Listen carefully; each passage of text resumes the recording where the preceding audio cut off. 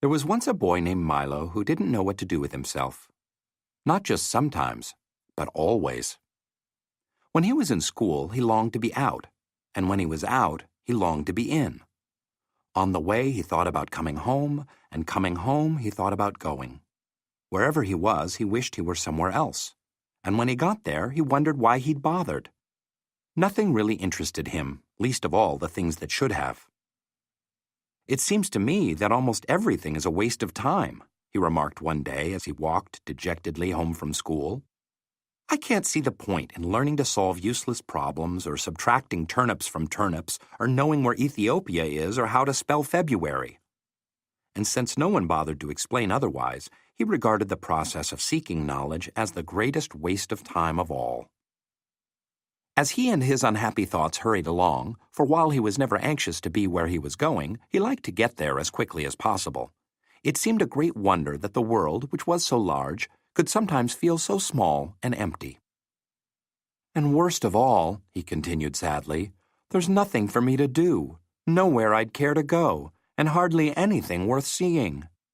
He punctuated this last thought with such a deep sigh that a house sparrow singing nearby stopped and rushed home to be with his family.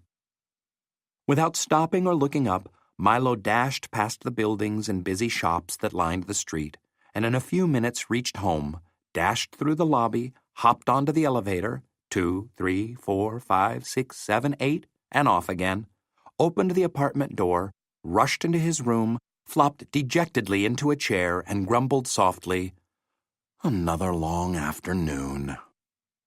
He looked glumly at all the things he owned, the books that were too much trouble to read, the tools he'd never learned to use, the small electric automobile he hadn't driven in months, or was it years, and the hundreds of other games and toys and bats and balls and bits and pieces scattered around him. And then, to one side of the room, just next to the phonograph, he noticed something he had certainly never seen before. Who could possibly have left such an enormous package and such a strange one? For while it was not quite square, it was definitely not round, and for its size it was larger than almost any other big package of smaller dimension that he'd ever seen. Attached to one side was a bright blue envelope which said simply, "For Milo, who has plenty of time." Of course, if you've ever gotten a surprise package, you can imagine how puzzled and excited Milo was. And if you've never gotten one, pay close attention, because someday you might. "I don't think it's my birthday," he puzzled. "And Christmas must be months away, and I haven't been outstandingly good, or even good at all." He had to admit this even to himself. "Most probably I won't like it anyway.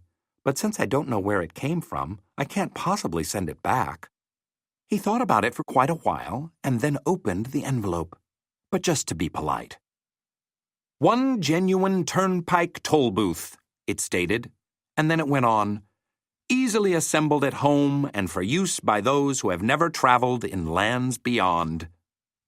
"Beyond what?" thought Milo as he continued to read. "This package contains the following items. One genuine turnpike toll booth to be erected according to directions. 3 precautionary signs to be used in a precautionary fashion. Assorted coins for use in paying tolls. 1 map up to date and carefully drawn by master cartographers depicting natural and man-made features.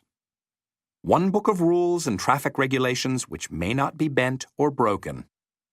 And in smaller letters at the bottom it concluded, "Results are not guaranteed, but if not perfectly satisfied, your wasted time will be refunded."